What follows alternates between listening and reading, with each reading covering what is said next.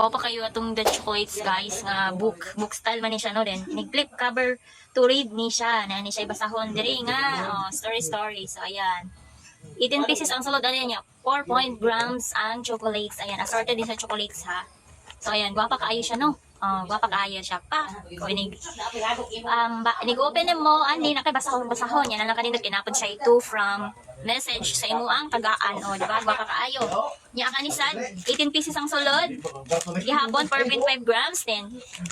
Perfect din siya panghatag sa mga bata ano, pang gift o ba cutie lang din siya kaayo no, yung barato na din sa mga. Naabot na tong gi-order ng mga chocolates guys. So ato ni nga briha no.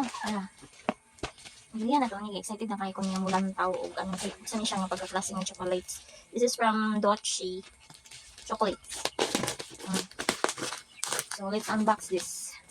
I ordered this guys, kaya ako nag-post dun sa ko ang blow up ba. Pag-post na ko is, ay nag-ano na ako interested. So, nag-order sila. Ayan, order. Nga ako na lang kung ibaligya.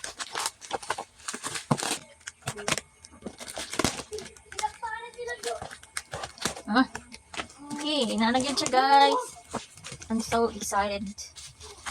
Yan! Ano kayo is man ipakapin, no? So I ordered natin mga pakapin.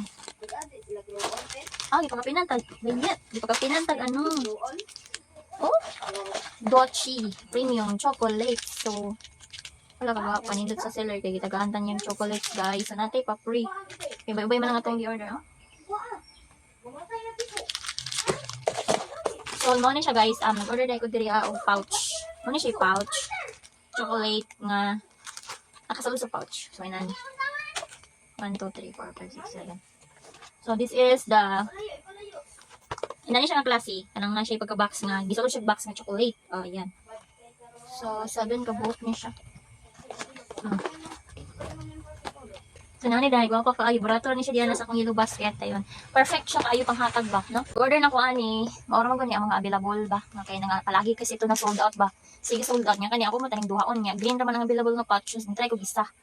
O mo ni siya nga nisalay ko ani. Order niya. Tanawa mga gwapo kayo guys. Perfect siya pang gift. Karong Christmas and karong Christmas party. Perfect siya panghatag sa mga bata ba yun. So, gwapo kaayo.